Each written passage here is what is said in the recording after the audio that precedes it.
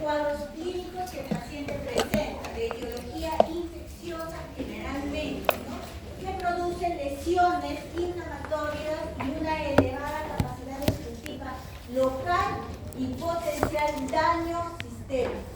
También recordemos que la enfermedad periodontal se consta primero en sus inicios como una enfermedad gingivitis, que es una secuela de una infección. Se limita a la encía marginal, no la gingivitis solamente es una inflamación de la encía marginal y suele presentarse como una forma común específica de la enfermedad. Si esa enfermedad, que es la gingivitis, no es controlada, no es supervisada y no es medicada o tratada, puede convertirse en una periodontitis, ¿no? Que es una enfermedad periodontal, ¿no?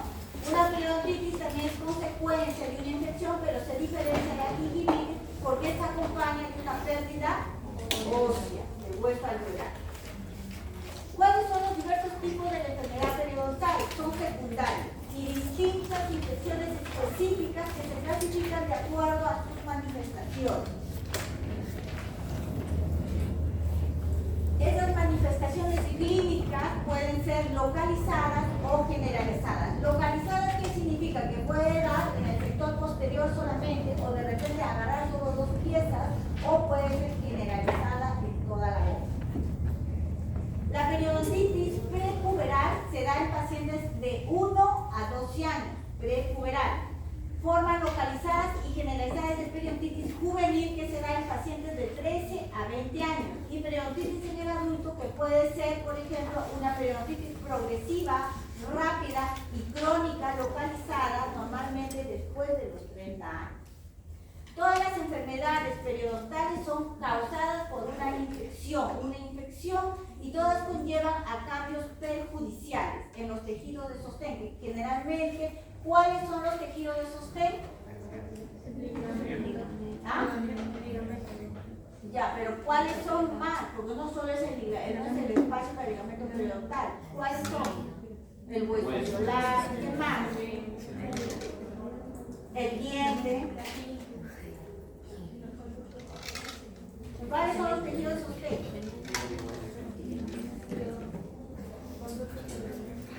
¿Conductos?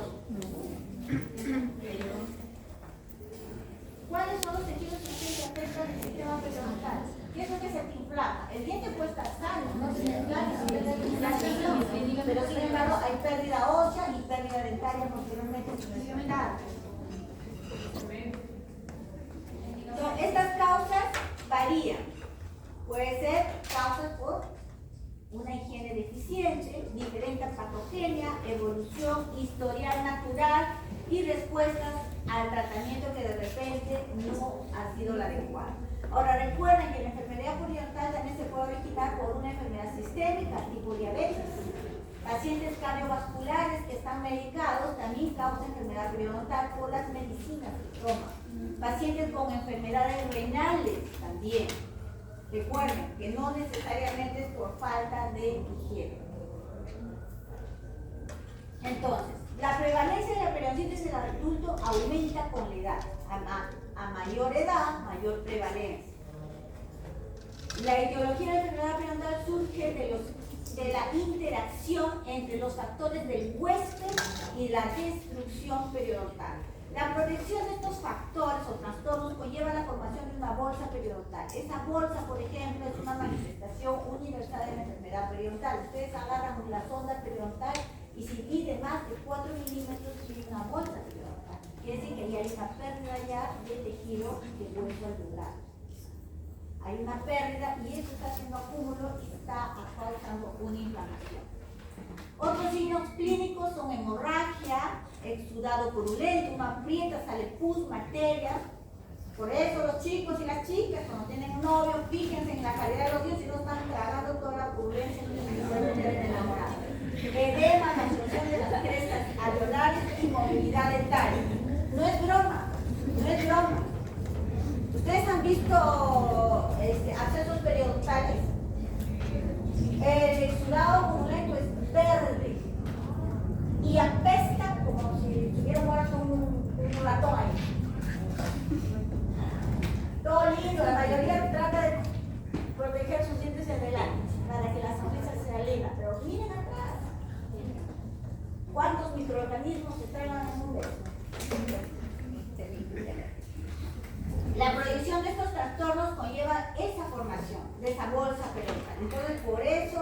tienen que ser exhaustivos en su examen clínico de su paciente. En el curso de la enfermedad, por ejemplo, influyen factores del huésped, ¿no? Tales como algunas enfermedades sistémicas, como ya hemos dicho. ¿Por qué la persona diabética tiene esa propensión de sufrir enfermedad periodontal? ¿Por qué? ¿Por qué? Porque ya de por sí la enfermedad le causa sangrado, no le causa infección, ojo, le causa sangrado, inflamación, dolor al sangrar, y el paciente no tiene una higiene exhaustiva, y al no tener una higiene está más propenso a adquirir esa enfermedad, esa infección, y produce enfermedad periodontal. A veces su médico, para controlar esa infección, ya que si el paciente no tiene una diabetes no controlada, a veces eso puede terminar en gangrena, en necrosis. Entonces se recomienda la extracción de todos los dientes para desfocalizar, ¿no? Porque el paciente diabético no controlado tiene riesgo de infección y no tiende a cicatrizar tan fácilmente. La enfermedad periodontal crónica, ya hemos dicho, está constituida, ¿no?, por varios factores etiológicos infecciosos, de eso lo hemos hablado al inicio. Después, ¿cómo se hace la exploración? Tenemos que hacer una evaluación de los tejidos periodontales. Para eso, esa evaluación de los tejidos periodontales, tenemos que hacer una exploración clínica minuciosa, por arcada. ¿Por dónde empezamos a evaluar? Por la izquierda, derecha superior. Examinar pieza por pieza, pieza por pieza. Si vemos que el paciente tiene problemas de inflamación, enrojecimiento, cambio de color de la mucosa, tenemos que examinar pieza por pieza. ¿Me entiende? Si vemos que el paciente de repente parte o la mayoría están sanas, pero vemos sectores que tienen inflamación o exposición de fuerza, es ahí donde nos debemos enfocar. Porque puede empezar localizada, pero se puede convertir en generalizada. Y muchos no usan hilo dental, por ejemplo. No estoy hablando de hilo dental de plata, estoy hablando de hilo dental.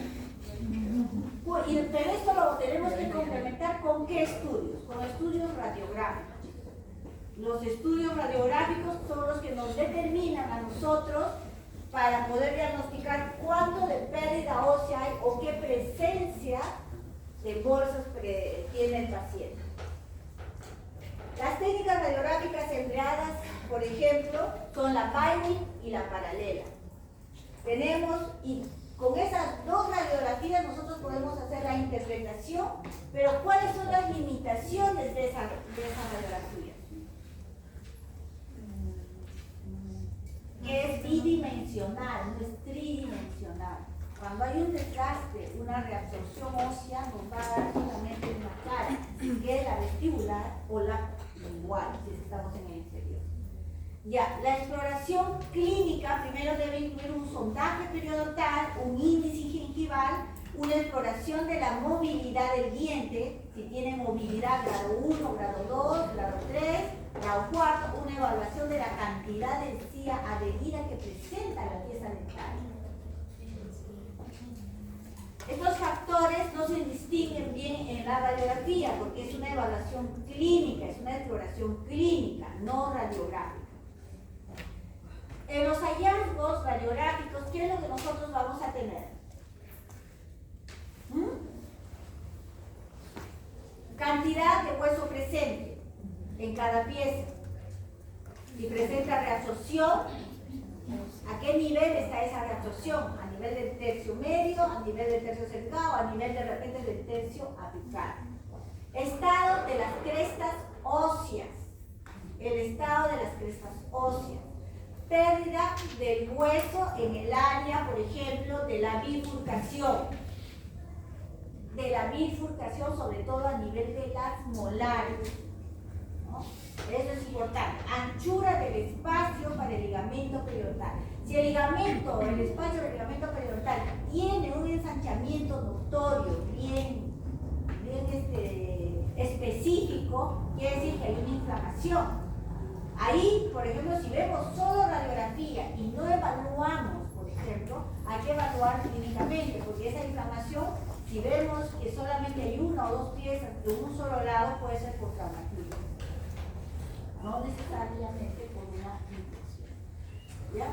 Factores locales que causan esta inflamación, que puede ser cálculo sarro dentinario, eso es por una higiene deficiente que el paciente presenta.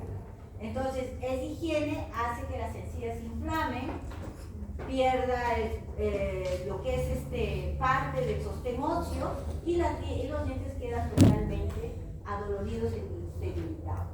Longitud de la raíz y la morfología de la corona y raíz. Es muy importante eso. Consideraciones anatómicas de la pieza dental. ¿Qué significa? Posición a nivel del seno maxilar en relación a la deformidad periodontal. Por ejemplo, si yo tengo un absceso periodontal a nivel de la segunda premolar, ¿qué estructura estaría ahí cerca? ¿Seno? ¿Qué seno? Seno, ¿pero qué seno? ¿Qué seno? ¿De qué están hablando? Superior o inferior. Seno maxilar, muy bien. ¿Tu nombre? Rachel. ¿Tú no lo has dicho? Ah, Claudia, ¿ves? Claudia, seno maxilar, seno. Pero no especificó si era superior o inferior. Pero solamente hay solo hay un seno. Yo no sabía que en el inferior había seno. No, pero usted la pieza no mencionó. Al indicar la pieza, no dijo qué pieza era. ¿Te refieres a la pieza dental? Exacto. Ya. Por eso decíamos inferior o superior. Ya. Entonces, antes de contestarme seno, primero a ver, doctora, ¿qué pieza se refiere? Hemos dicho ¿No cree? superior e inferior. Bueno, si hablamos del sector superior, la primera y la segunda molar superior compromete el seno maxilar. Y si hablamos a nivel de canino y incisivos, ¿qué estructuras estaría comprometiendo con un absceso periodontal? ¿Ah? ¿Qué?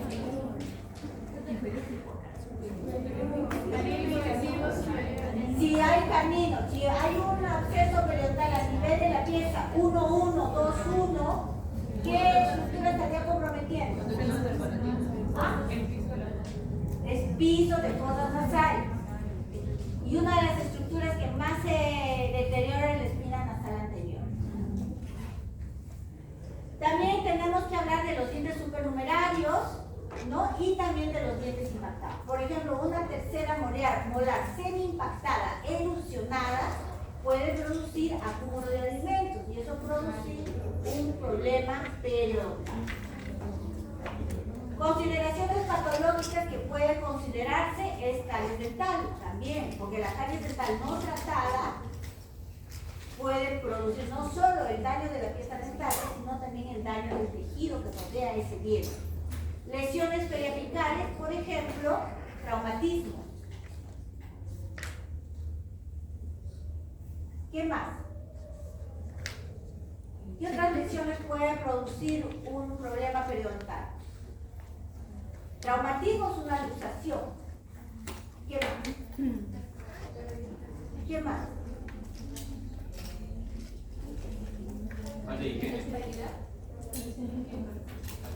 Ya, ese es externo. El traumatismo, por ejemplo, también puede ser movimientos parafuncionales, como el bruxismo.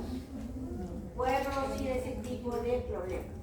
Reabsorciones de las raíces, que son lo que se produce, reabsorciones externas.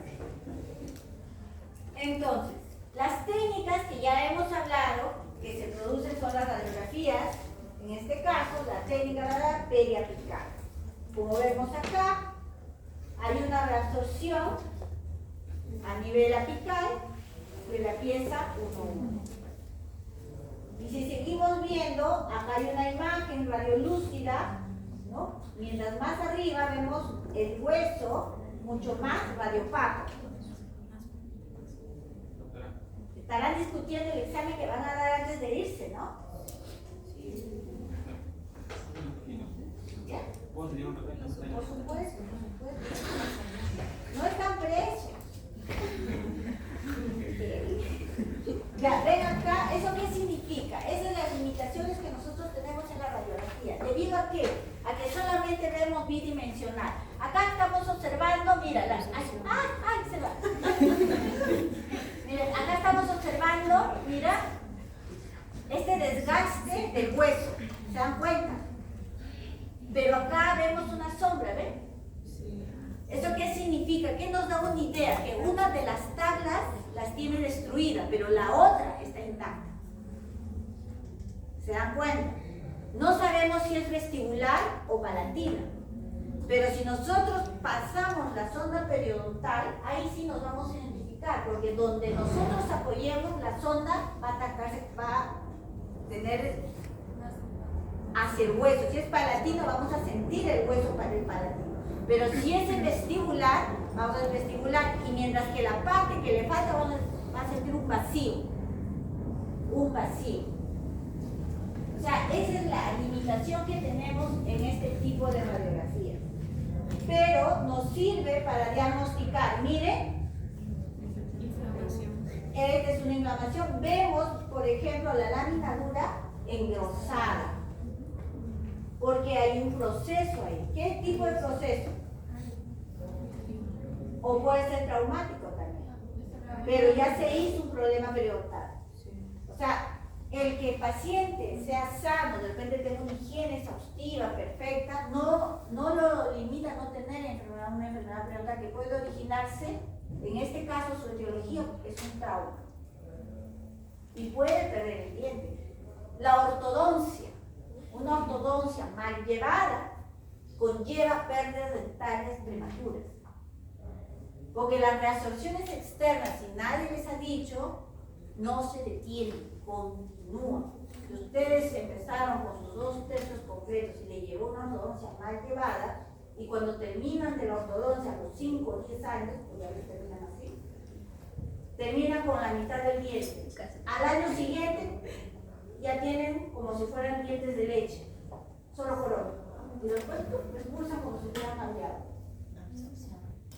Reabsorción externa continua. Por trauma. También es por patología.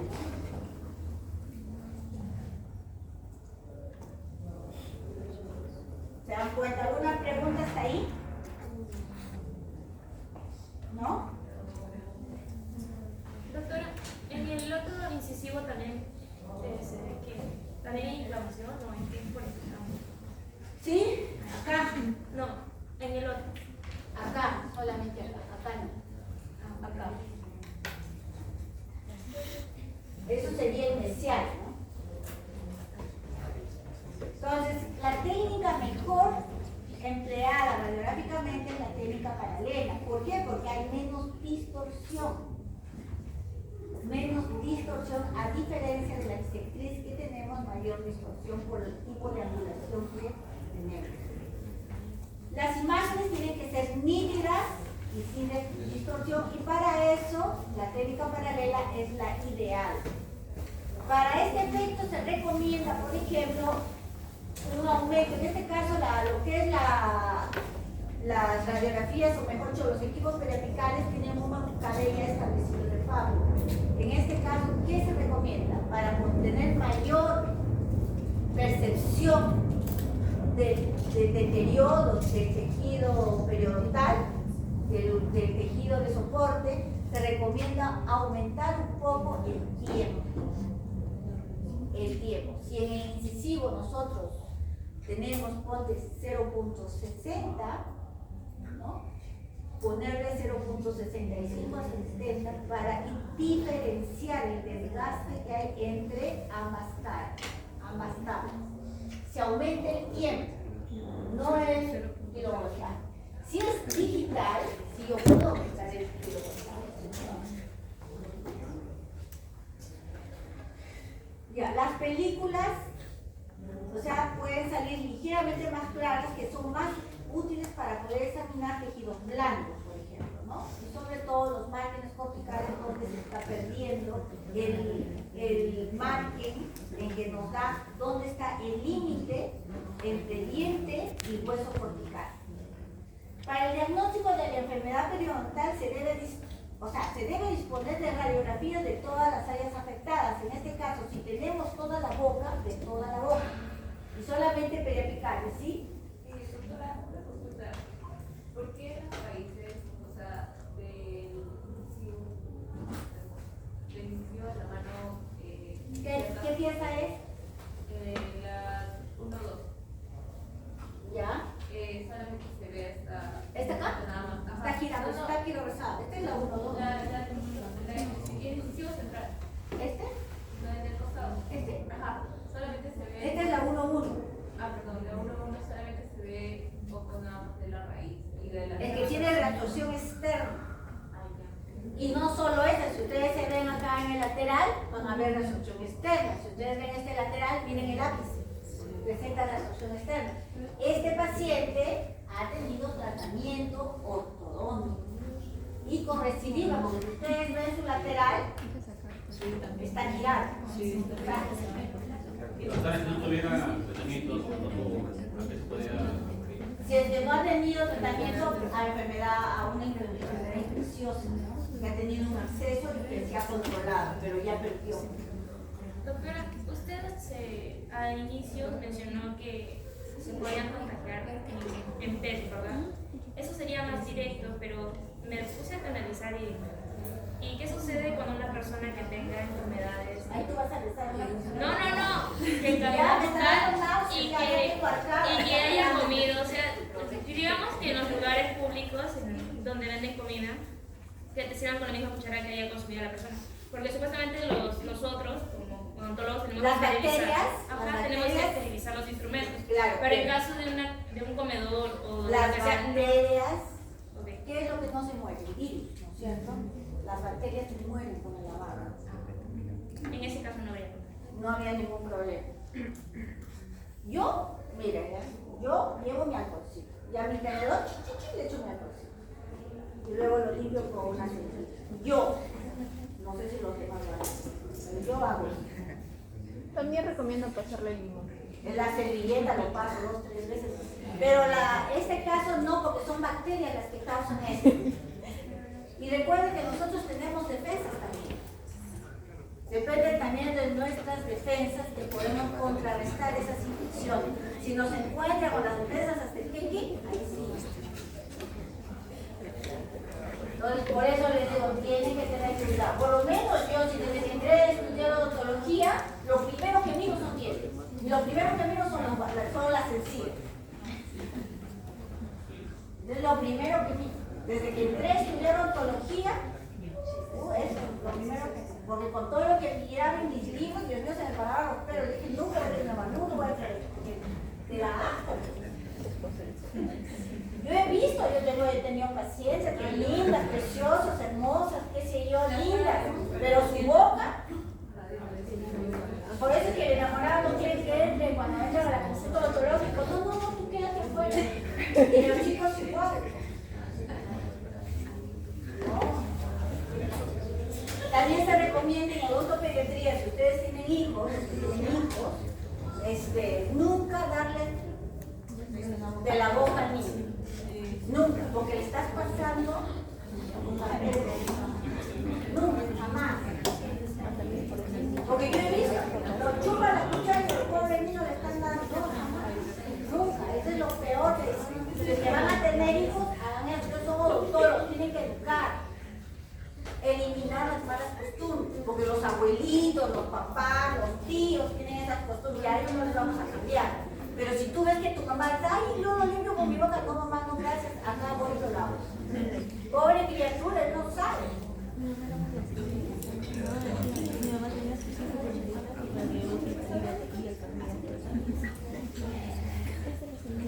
Y recuerden también algo que tienen que ver, las enfermedades inmunodeficientes, porque casi ya con sangre. Cuando ustedes conocen a una chica o un chico, no saben el historial médico de esa persona. Puede tener HIV, enfermedad de COVID, ya se contagiaron. La sangre, el virus del SIDA no muere, se conserva mientras esté en sangre. La hepatitis. Así que tienen que tener cuidado. Es algo que tienen que tener siempre presente. Ustedes, les he dicho, son médicos. ¿De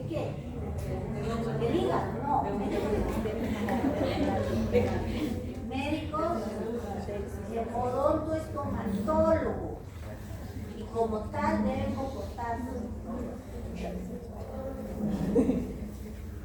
Ya, ¿qué más? Estamos hablando de enfermedad ya. El diagnóstico de enfermedad se debe disponer radiografías de toda el área afectada. Si solamente es localizada, solo de esa área se toma la radiografía para ser analizada y estudiada. ¿Okay? Si es generalizada, de toda la boca. Este procedimiento particularmente debe evaluar los cambios que se producen, ¿no? O en la boca, por ejemplo, la pérdida del tejido sostén, ensanchamiento del espacio faringometoperiodontal, pérdida de las crestas óseas. Acá ya no tenemos crestas óseas, ¿se dan cuenta? Ya no hay pérdida de la laminadura, pérdida del mismo hueso alveolar. Y ya casos muy extremos, reabsorciones externas, radiculares.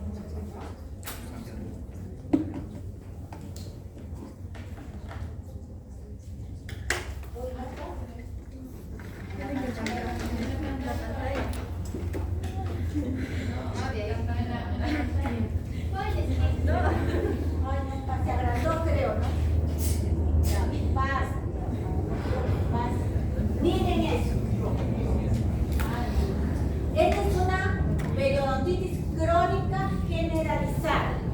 Crónica generalizada. Miren. Esto no es hueso, ojo, es cálculo dentario. Cálculo dentario. Esto de acá. Eso no es hueso. Ay, doctor, el hueso se dividió en dos. No se dividió, se está en la forma de todo. Miren, esa es una enfermedad crónica generalizada. Y si yo muevo, esto solamente se sostiene por esto. Por eso, le quitas el sarro y los dientes se zambolean como tomboleo. ¿Se dan cuenta? Esta es generalizada. Aquí todo eso, y a veces uno ni cuenta acá, pero el paciente llega así y tienes que evaluar. Hay piezas en este caso, por ejemplo, hay piezas que ya hay que extraer, que no se puede salvar, como estas de acá, ¿no? Esta todavía tiene el tercio apical. Se hace un buen tratamiento periodontal y se le puede inclusive poner injerto. Si es que el paciente es educado, ¿no? Porque si esto ha sido por producto de mala higiene, primero hay que educarlo. Porque ¿qué pasa si le haces el tratamiento, le pones injerto? Si ese paciente sigue con sus hábitos de mala higiene, vuelve a tener el problema. Claro, clínicamente. Yo veo al paciente con sus intenciones así y digo, señor, usted requiere una limpieza, pero yo le hago la limpieza y no me di cuenta radiográficamente que... No, cuando ya tienes, por ejemplo, un sarro que cubre parte de la raíz, ya tienes que darte cuenta que ha perdido por lo menos 2/3 de hueso. Se nota. 2/3 de hueso. Y antes de que hagan la limpieza, ahí sí, antes de meter la mano, le tomas una radiografía. Recuerden, ningún tratamiento realicen sin una radiografía, porque eso es su salvación. Porque ¿qué pasa si le quitas el sarro? El paciente va a decir, ay, usted me movió mi diente, usted eso. Y vienen los problemas legales. ¿Sí? Doctor, ¿O te estás estirando? ¿Te levantaste la mano? estoy estirando. Ah, ya. ¿Esa periodontitis crónica de por sí es con mala higiene o tiene algunas otras causas? Eso es por mala higiene. Esa enfermedad... No, este paciente tiene 75 años. Mala higiene. Se habrá hecho la limpieza cada 10 años, por ejemplo. Hay pacientes que nunca se cepillan la boca, aunque no lo crean. Sí, hay pacientes que nunca se cepillan la boca. Pero hay enfermedad que lo causa. No, la diabetes no te causa en el sentido de que se ponga así de sangre. Un paciente con diabetes no tiene sangre, tiene inflamación por su proceso de la enfermedad que le causa sangrado, inflamación y cualquier bacteria se puede meter y eso le causa la infección, pero no tiene sangre. Y sí pierde hueso, pero porque la infección hace que se deteriore. Pero en este caso, este sarro que ustedes es mal higiene. Doctora, aparte de esos incisivos centrales superiores que se tendrían que retirar, ¿qué otras piezas creen que hice? piensan?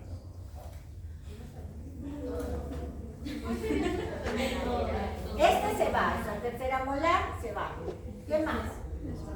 Acá tiene un defecto óseo bastante grande. Sí se puede tratar. Mira, una pieza que tiene 2/3 de hueso, se puede tratar, limpiar, medicar al paciente y después hacerle un injerto. Pero lógicamente educándolos es por falta de higiene. Si el paciente no se educa, eso va a fracasar, el tratamiento fracasa. Pero, por ejemplo, si tiene 2/3 se va. Esa molar, por ejemplo, esa molar está con movilidad. Esa, casi la mayoría. Esta no, esta tampoco. Estas todas están con movilidad. Esta no, esta sí, un poco de movilidad. O sea, ustedes tienen que evaluar según la movilidad y según el grado de infección. ¿Cuál sería su tratamiento? En este primero hacerle una limpieza y junto con la limpieza decirle al paciente que muy probablemente el diente se salga en la limpieza. Y esos dientes se salen en la limpieza. Los de adelante. Ahí tienen que limpiar bien, curetear bien y suturar, ¿no? Porque, ojo, recuerden, una encía inflamada sangra como si hubiera hemorragia. Sangra un montón.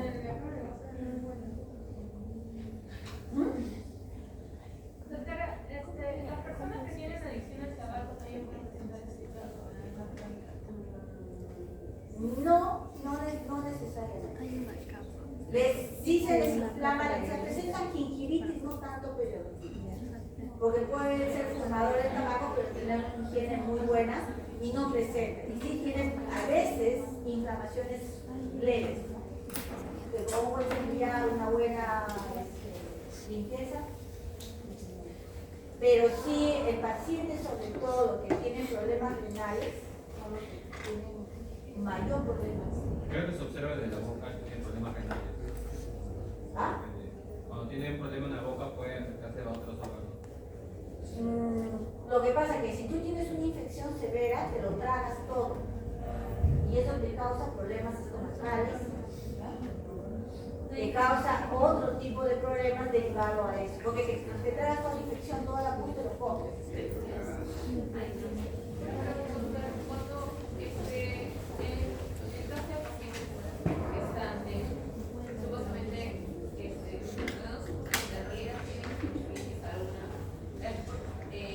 Pero eso es la gingivitis de gestante es justamente por la gestación, no es por algún problema de bacteria, por la gestación. Solo cuando ya acaba desaparece. Doctor, en caso de consumo de medicamentos, como por ejemplo la ciclosporina, para las personas que han sufrido de trasplante de órganos, he escuchado que proporciona gingivitis. Claro, ¿Eso podría pero llegar a provocar periodontitis? no, porque si tiene un control constante cada 6 meses o por lo menos una vez al año para el odontólogo se les puede evitar ese problema. Y en caso de que cause demasiado problema, medicamentos de trasplante hay un montón y de diferentes grados. Si yo veo que el medicamento le está causando ya un daño, yo tengo que llamar a su médico y recomendar el cambio de medicina. Porque toda medicina causa efectos secundarios. Entonces vemos los efectos que está causando. Si no es un daño muy relevante, ya se puede tratar odontológicamente. Pero si ya vemos que el daño ya es más relevante y se manifiesta con mayor frecuencia en boca, entonces se llama al médico. Por eso se llama interconsultas y decirle que cambie la medicina que le está causando el problema. Igual pasa con los problemas del corazón, pacientes cardíacos que tienen medicación constante. ¿Realmente funcionan los enjuagues bucales digamos que ayudan a que la encía esté mejor? Mira, el único enjuague bucal funciona es el periodo, pero solamente cuando es tratamiento y un mantenimiento de un mes, no es frecuente.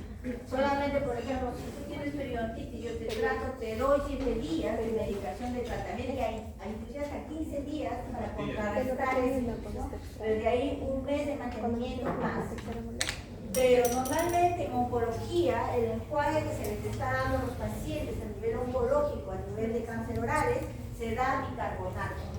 diluido. ¿Por qué? Porque disminuye el pH. Al disminuir el pH no hay subsistencia de bacterias en la boca. No hay acidez, exacto. Doctora, una consulta.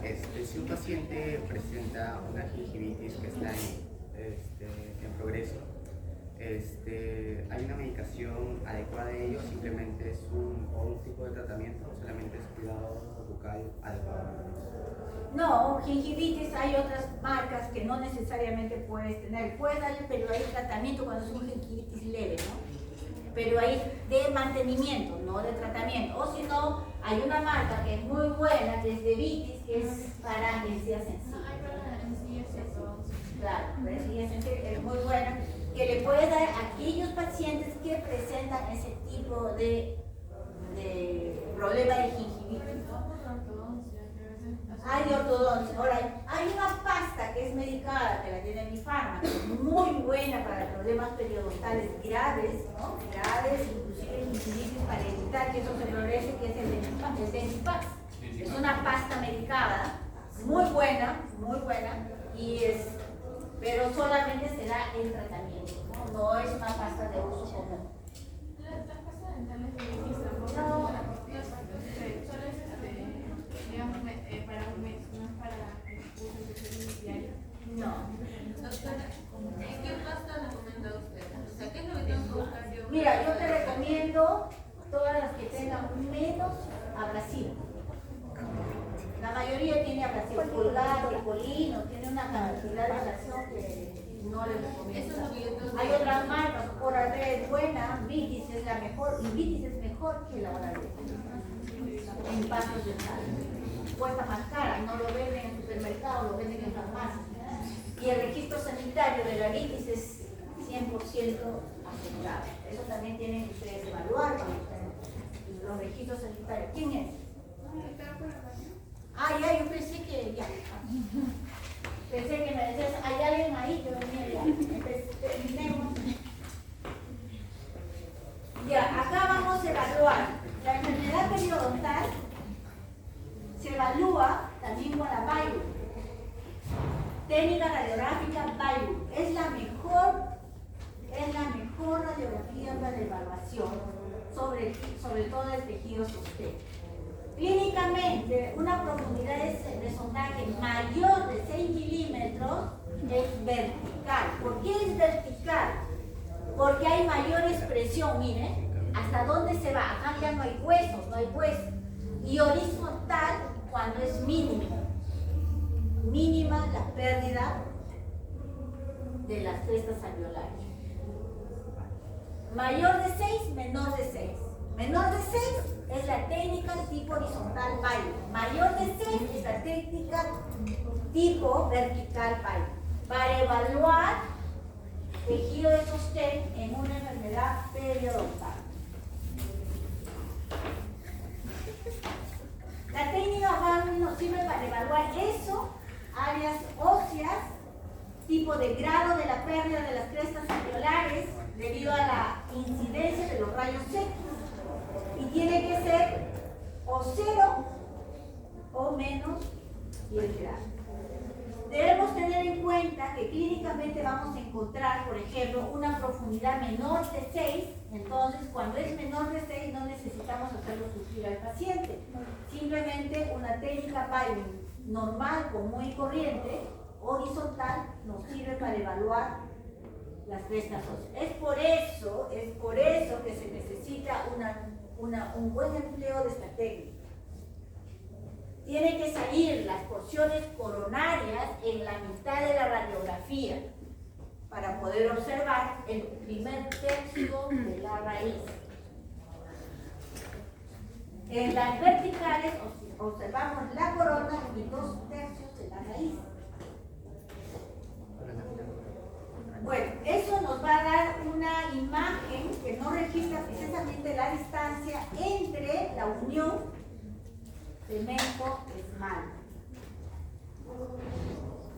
Bueno, las técnicas radiográficas Bailey nos sirven para evaluar después de una radiografía panorámica. Primero nosotros tomamos una panorámica donde nos vemos un diagnóstico macro. Viene su paciente con su panorámica panorámica y dice, doctora, doctor, evalúeme en qué estado está su diente. ¿Qué hacen ustedes? Se desmayan, plom. De los dientes que tienen. Mientras el paciente tenga un diente o dos dientes, tienen que evaluarlo. No evaluar, no, ¿qué sabe? Eso no evalúo. No. Tienen que evaluar. Ya, ustedes ven la radiografía, pero miren, ¿ah? Miren la panorámica y miren la periapical de esta. ¿Cómo se ve? Se ve diferente, ¿no es cierto? Sí. Ahí vemos un análisis más nítido, más exacto, más definitivo de la pieza a que si nos quedamos solo con la panorámica. ¿Por qué? Porque en la panorámica tenemos estructuras que se sobreponen y al sobreponerse dejamos de tener visibilidad. En la periapical no, miren, ya prácticamente la raíz distal está en el aire. Miren este diente. Aparte de tener inclinación, en la panorámica yo no observo esta lesión. No observo en la panorámica, pero sí acá lo observo nítidamente. Mira hasta dónde llega el hueso. Acá. Ay, quítalo. No se pinte. Ay. Mira, no se pinte el hueso, ¿ven? Acá. Hasta acá no manchen el hueso. Miren esta del canino. ¿Ya tenemos lámina dura ahí? No hay. ¿Dónde la buscamos? No hay. Acá tenemos lámina dura, tampoco hay.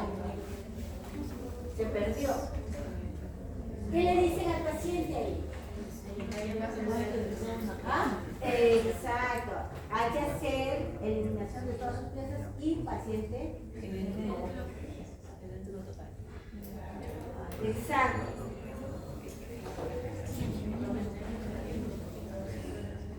Acá, ¿qué ven ustedes?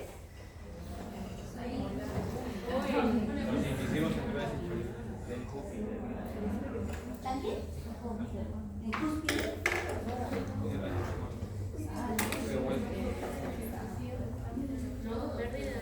En una radiografía panorámica, como les he dicho, evaluamos en forma general, vemos el estado general de la boca del paciente, sabemos que esta pieza está mal, sabemos que esta pieza está mal. Sabemos que acá ya perdió hueso, ¿ves? Pero no sabemos la extensión real. Y para eso, ¿qué necesitamos?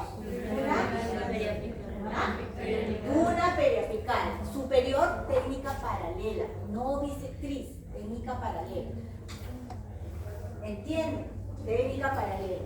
Entonces, igual acá ya esto es un sector. Miren esto de acá, no hay hueso. ¿Se dan cuenta? Entonces, tenemos que evaluarlo con una periapical. ¿Por qué? Porque esto no nos da una información real, nos da una información general, pero no real. Y si nosotros queremos tener una información real, necesitamos la técnica radiográfica periapical paralela.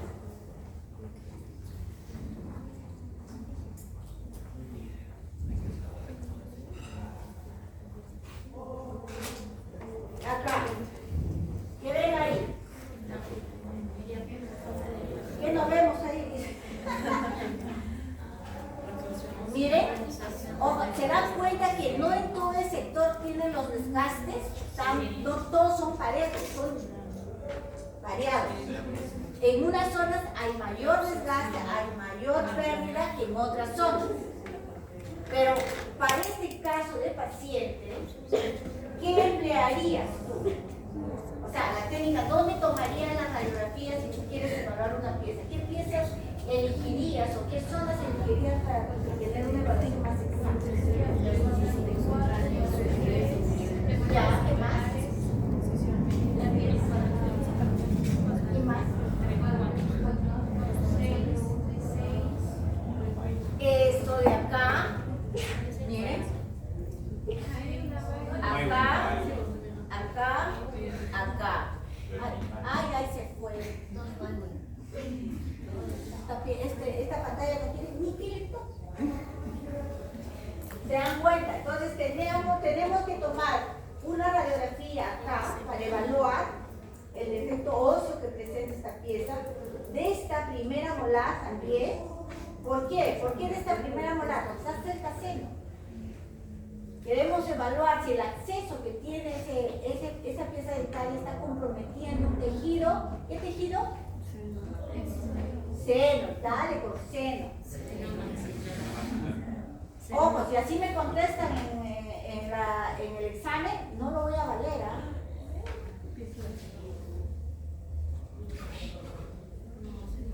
Seno maxilar.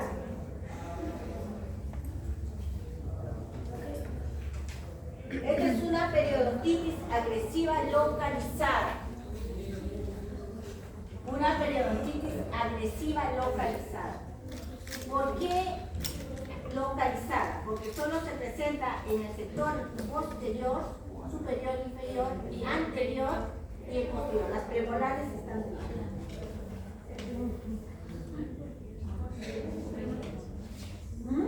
¿Y esta radiografía de qué radiografía corresponde? A ver quién ha tenido una mejor visualización.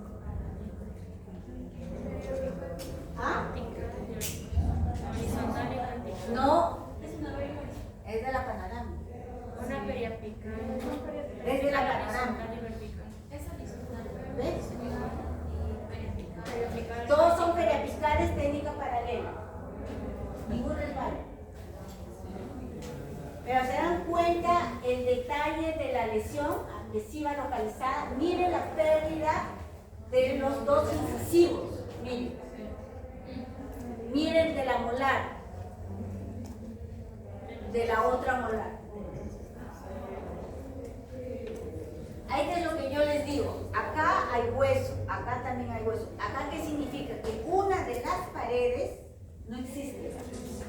Que puede ser la tabla vestibular o la tabla lingual. Como es bidimensional, no la podemos saber, pero si tomamos una tomografía, ahí sí vamos a saber qué parte de la mandíbula se ha perdido. Igual acá, ¿ve? Acá ya prácticamente el diente está en el aire. Miren. Acá sí hay pérdida total. Cuando hay pérdida total de ambas tablas, se ve así, negro.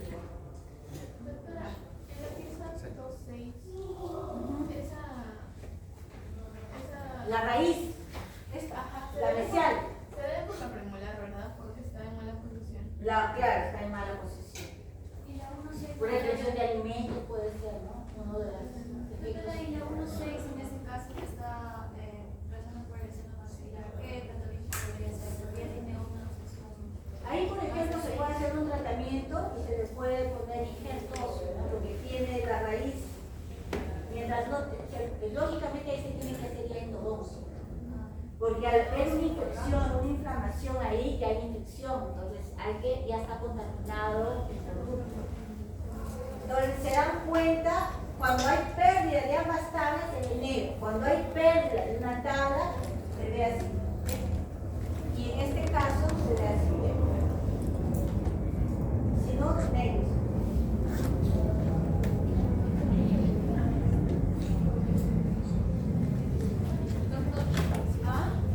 ¿A qué se debe la pérdida localizada? Localizada puede ser la mala higiene, retención de alimentos, o puede ser de repente, hay muchos, yo he visto, por ejemplo, en este sector anterior, por ejemplo, puede deberse por el atenimiento dental y cálculo dentario. A veces cuando tú eliminas el cálculo, queda así, el diente, y alivia. Pero a veces también es por la mala higiene, ¿no? A veces el paciente más se preocupa de sus dientes, de repente de los incisivos, pero no casi de los posteriores. Lo que no se ve. La pérdida ósea es típicamente vertical. Una pérdida grave, rápida del hueso alveolar es la que presenta esta pérdida vertical. Los dientes superiores suelen estar ligeramente más implicados en los dientes que los dientes inferiores. Es común observar una simetría o asimetría simétrica en ambos sectores. Acá vemos, por ejemplo, otra secuencia de radiografías, miren, que es del mismo paciente. Por ejemplo, entre estas dos premolares el hueso está sano. ¿Se dan cuenta? Acá, abajo. Esta es una vainilla, para que vean. En este sector, por ejemplo, entre estas dos premolares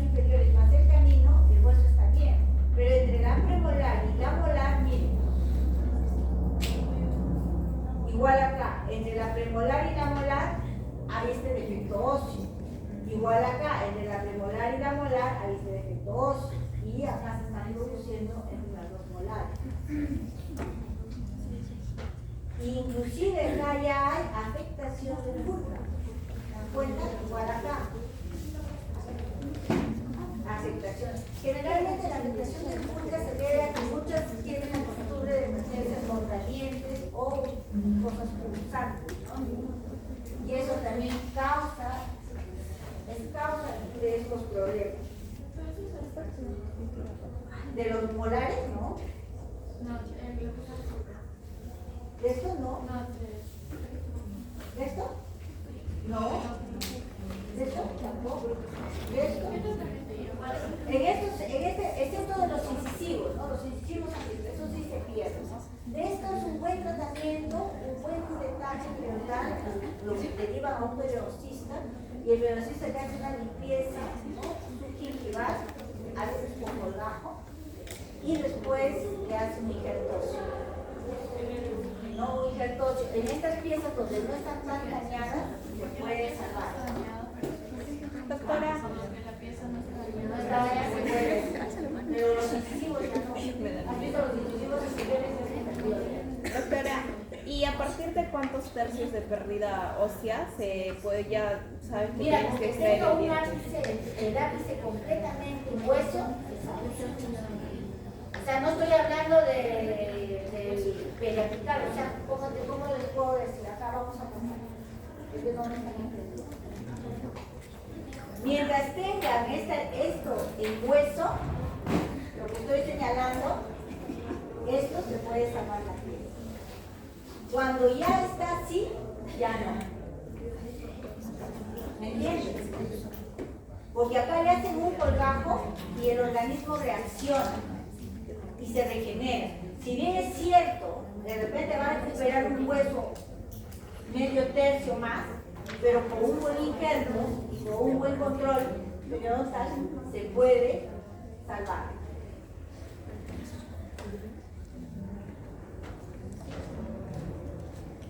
La interpretación. Hay que evaluar estructura de soporte dentario, hay que evaluar morfología dentaria y longitud radicular, hay que evaluar patrón y grado de pérdida ósea alveolar, hay que evaluar defecto óseo. ¿Cuáles son los defectos óseos que hay que evaluar? Son estos de acá. Este es un defecto óseo, este es un defecto óseo, este es un defecto óseo, este es un defecto óseo. Hay que evaluar afectación de furca. ¿Hasta cuánto está afectada la furca? Abscesos periodontales. Presentación de factores etiológicos locales secundarios. Planificación y la evaluación de qué tipo de tratamiento requiere este paciente. A veces hay que sacar los dientes y evaluar la teta. Ese paciente no puede tener puente fijo porque tiene ya más de 2 tercios de pérdida, o sea, los pilares ya no sirven. ¿Qué tratamiento le van a hacer para sustituir los dientes? ¿Implante? No, porque tiene una pésima higiene dental. ¿Qué más? ¿Qué otro tratamiento? Prótesis removible. Pero la prótesis removible hay que evaluarla y planificarla de tal manera de que no deteriore con la fuerza de poner y sacar y con la masticación no deteriore o termine sacando los dientes pilares. O sea, hay que tener una muy buena evaluación y una muy buena planificación para que no fracase el tratamiento. Esta es la estructura de soporte. Cresta alveolar, hueso de soporte, la lámina dura, el espacio para el filamento periodontal. Estas son las estructuras de soporte que sostienen el diente. ¿Se dan cuenta? Si falla o haya ausencia de esa estructura de soporte, el diente puede estar sano, pero igual se pierde.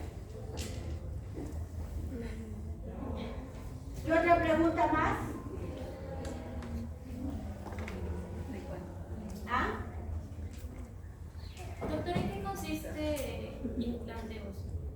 Implante no, ¿cómo se llama? Injerto óseo. El injerto puede ser con hueso liofilizado de oveja o puede ser injerto óseo del mismo paciente. Se le saca de la cresta ilíaca o de la costilla. No le van a sacar un pedazo de hueso, pero es una lámina nomás. Doctora, ¿y eso iría acompañado con la fibrina? ¿Ah? Con la fibrina. Claro, pero eso tienen que evaluar. Para que un paciente sea portador de injerto se tienen que evaluar muchos factores. Uno, que no sea portador. Termina rechazando, no termina. Igual que un implante de un fumador tampoco. Generalmente termina en fracaso. A no ser que haya dejado de fumar por lo menos 6 meses. Entonces tenemos que evaluar en este caso la lámina dura. La lámina dura tiene que ser una línea finita, delgadita, que sigue todo el recorrido de la porción radicular, al igual que el espacio para el ligamento periodontal. El hueso, las crestas alveolares, la lámina dura llega a cubrir la cresta alveolar. Igual, esta lámina se tiene que observar desde. Cuando ya no se observa la cresta, ya hay pérdida. Quiere decir que ya hay daño.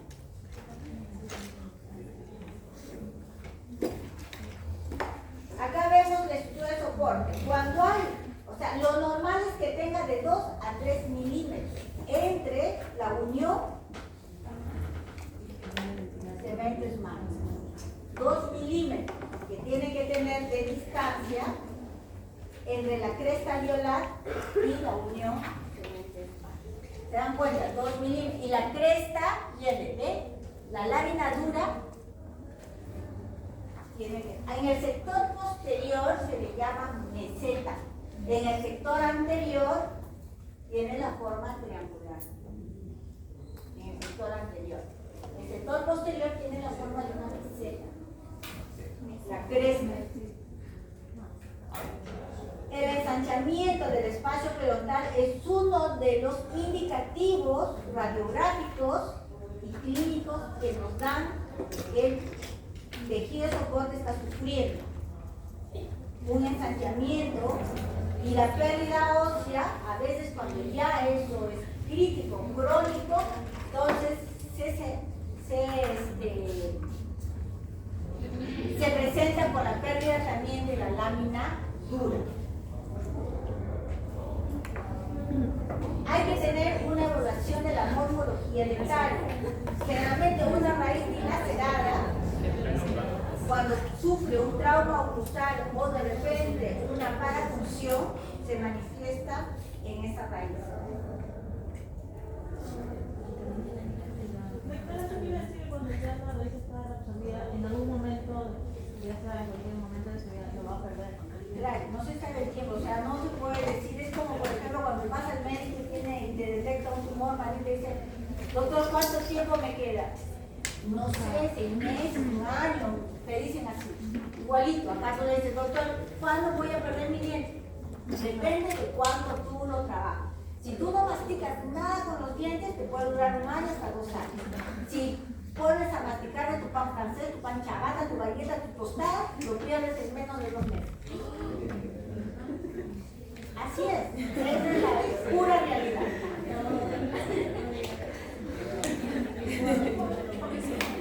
Esta es una reabsorción radicular, ¿no? Mire, a eso se le llama reabsorción radicular externa. El grado y patrón de la pérdida ósea se mide en grados y en tipo. Grados: leve, moderado o severo. Tipo: horizontal o vertical. Grado de pérdida ósea alveolar. Esta es la cresta alveolar. Cervical, medio y apical. Leve es cuando se ha perdido cervical. Moderado, cuando llega a la pérdida del tercio medio. Y grave es cuando está ya a nivel apical. Ahora, esto es grave, leve y moderado. Grave, que ya no tiene hueso ya. Se ve como que me diga, no, doctor, es leve.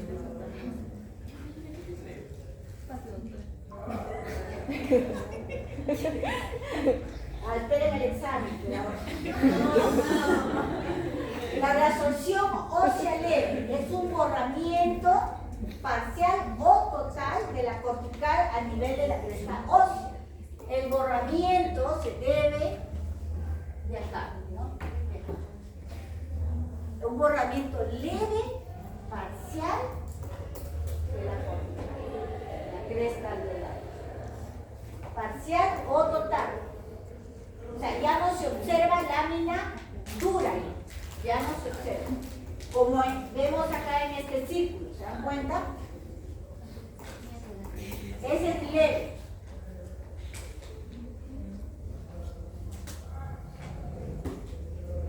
Reabsorción ósea moderada, pérdida de altura ósea hasta el nivel del tercio cervical. Mire, cervical, ósea moderada, ¿eh?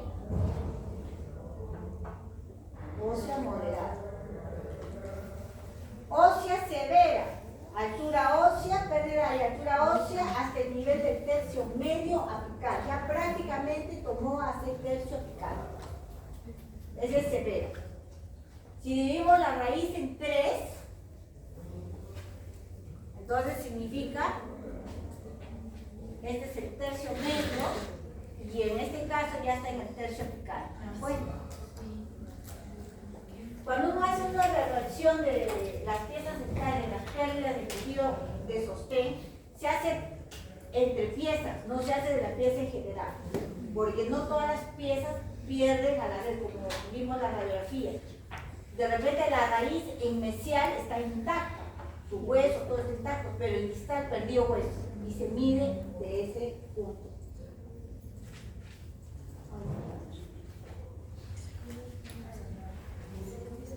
Otra vuelta lo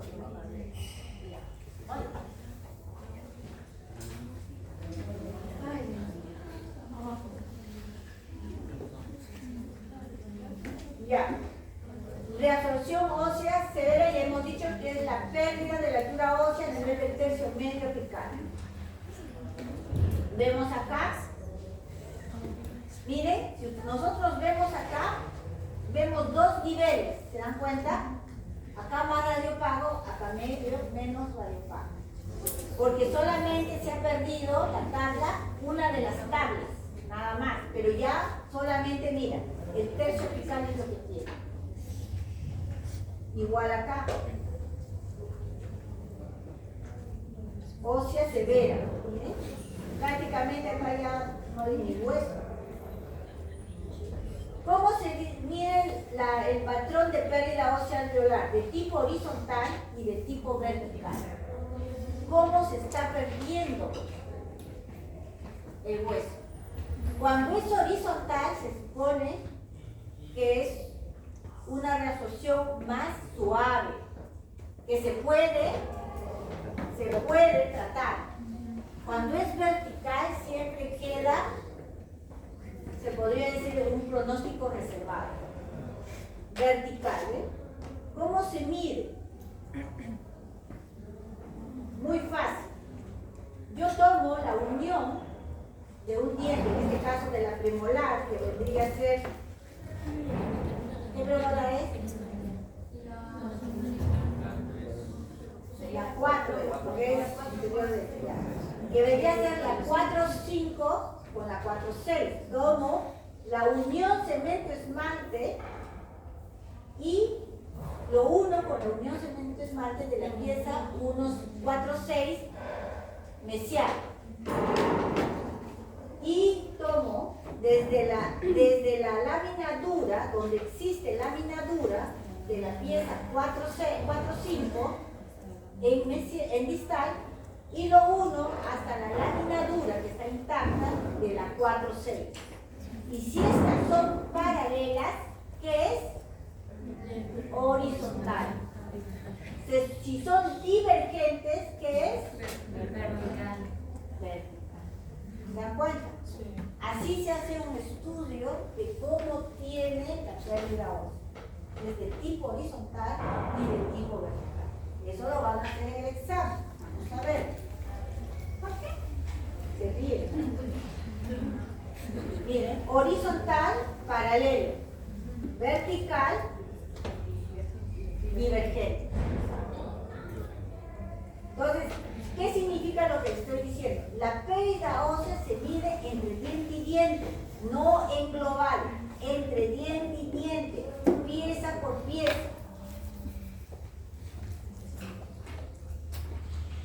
Los defectos óseos son los que tenemos acá. Hay defectos óseos angulares y defectos óseos tipo cráter.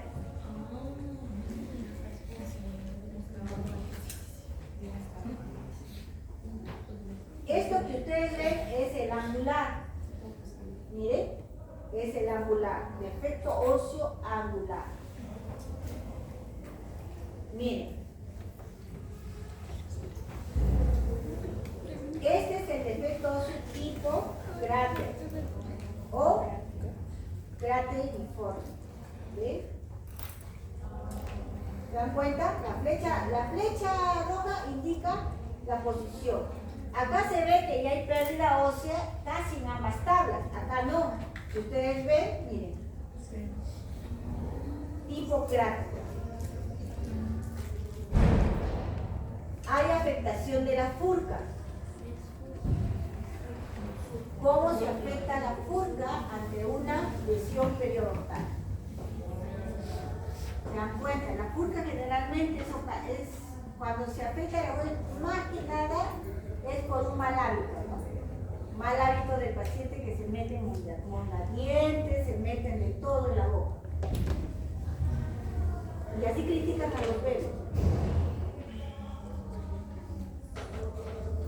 La afectación de furca. Cuando tenemos una lesión como esta, decimos hay afectación de furca. ¿Por qué? Ya no hay hueso, por lo tanto tampoco hay lámina dura y por lo tanto se perdió el espacio para el ligamento periodontal. Y es muy probable que tenga un acceso a este nivel. Miren, hay un ensanchamiento y miren acá, ya hay un proceso infeccioso a nivel del lápiz.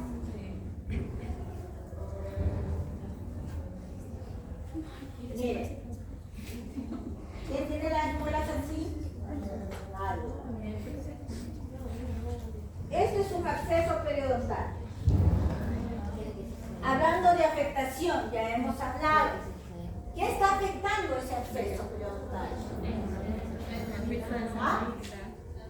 Seno maxilar. ¿Qué parte del seno maxilar? El liso del seno maxilar. Doctora, una consulta. ¿Y cómo hacen en el caso de los implantes? Ahí no se puede implante, ¿qué vas a poner implante? Le produces una septicemia de toda la boca. No puedes poner. Recuerden, las indicaciones para poner un implante, el paciente tiene que tener el hueso sano, las encías sanas. No tiene que ser fumador. Si tiene diabetes, la diabetes tiene que estar controlada, menos de 100 de glucosa. ¿Me entienden? Si no, no puede ser receptor de un implante. Si no, le da periimplantitis. ¿Tiene VIH, doctora?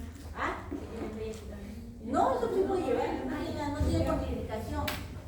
Mientras no te salte la sangre a tus ojos y el paciente esté controlado, un paciente de VIH hay que mandarle un examen. Y generalmente a todos los pacientes hay que mandarle un examen para ver en qué situación vienen al consultorio, sobre todo si va a entrar a cirugía.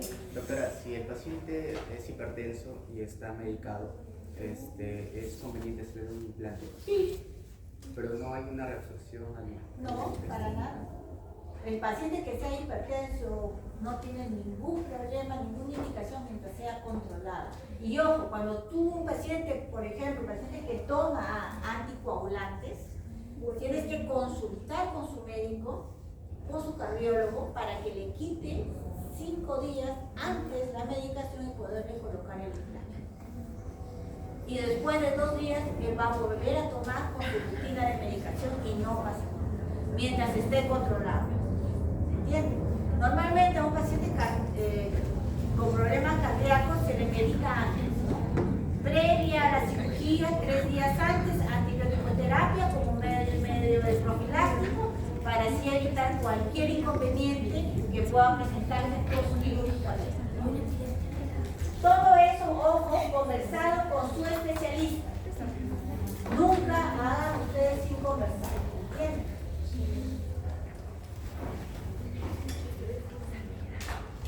Accesos periodontales. Los accesos periodontales traen como consecuencia el aumento de los conductos nutricios, que normalmente en una persona sana no se nota, pero en una persona que tiene enfermedades periodontales los conductos nutricios sí se notan y son evidentes. Y también los pacientes que tienen tratamiento ortodóntico, los conductos nutricios se dilatan como medio de defensa. Acceso periodontal. Los factores de riesgo, placa calcificada, ya lo hemos visto, caries dental, porque la caries dental cuando es una cavidad grande y es necrótica, puede producir una infección del tejido blando. Alteraciones dentales, por ejemplo, un apiñamiento severo, donde hay una desarmonía óseo-dentaria, obturaciones desbordantes. Obturaciones desbordantes. Las obturaciones desbordantes, cuando se mete la carne, no sale, se queda en ese espacio y por más que metas el hilo que haces es lastimar. Y eso produce más alteración. Puntos de contacto proximales ausentes, aquellos que hacen obturaciones, ¿no?, compuestas, ¿no? Aquellas obturaciones, por ejemplo, si deja 1 milímetro, medio milímetro, todo se le va a meter ahí, todo. Y el paciente va a tener problemas. Márgenes mal restaurados, pero perforaciones radiculares, por ejemplo, ¿no? Secuelas traumáticas, problemas de endoperiodontales, ¿no? ¿Cuáles son los problemas endoperiodontal? Cuando perforas el ápice y lesiones de hueso con la tibia. Claro, el paciente no siente porque está anestesiado, pero tú sí sabes que ya has perforado hasta el fondo. Esto que ustedes ven es placa calcificada. Ojo, esto va a venir en la pregunta. Placa calcificada es una de las causas más frecuentes para causar problemas periodontales. La placa calcificada, porque se torna dura, que parece la misma estructura dentaria. Miren el color del diente. Estas son factores de riesgos locales, mira. Desbordantes, obturaciones desbordantes. Falta de puntos de contacto. Secuelas traumáticas. Fracturas. Estos son los problemas endoperiodontal.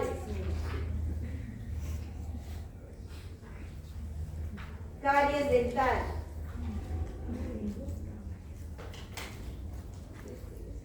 Y también asociaciones a alteraciones dentales como la amelogénesis dentinaria, ¿no? Que se trata de amelogénesis dentinaria imperfecta, donde el paciente nace con un esmalte, pero un esmalte débil, que a la primera contacto de la oclusión se quiebra, se rompe. Ese es uno de los problemas que causa también problemas periodontales, ¿no? Miren el cálculo. Por eso dice imagen compatible con calcificación, porque tiene casi lo mismo que tiene, la misma composición que tiene el diente. Limitaciones. La pérdida ósea solo es detectable cuando se ha reabsorbido entre un 30 y 50% del tejido mineral óseo. Imagen bidimensional, superposición de estructuras, que se da en estas imágenes, susceptible a variaciones técnicas y factores de exposición. ¿Por qué? Como les dije, en este caso, si queremos tener una mejor definición de la radiografía que vamos a tomar, hay que aumentarle, en este caso, no el kilovoltaje, sino el tiempo. Las variaciones técnicas, la mejor técnica para poder evaluar este problema periodontal es la técnica paralela y la técnica Bailey. ¿Ya? Con la técnica Bailey nosotros vamos a hacer lo que es el tipo de la absorción que presenta, si es horizontal vertical, el grado que presenta, ¿no? Y si es leve, moderado. Dificultad en la diferenciación entre los niveles bucal y lingual de la cresta ósea. Una pared de un defectuoso puede ensombrear la otra pared, que es lo que les he enseñado. A veces no se reabsorbe de forma pareja, sino uno más que el otro, ¿no? Solo proporciona información de los tejidos duros del periodonto, pero no del ligamento, porque el ligamento es tejido blando, no lo observamos en estas placas. ¿Alguna pregunta?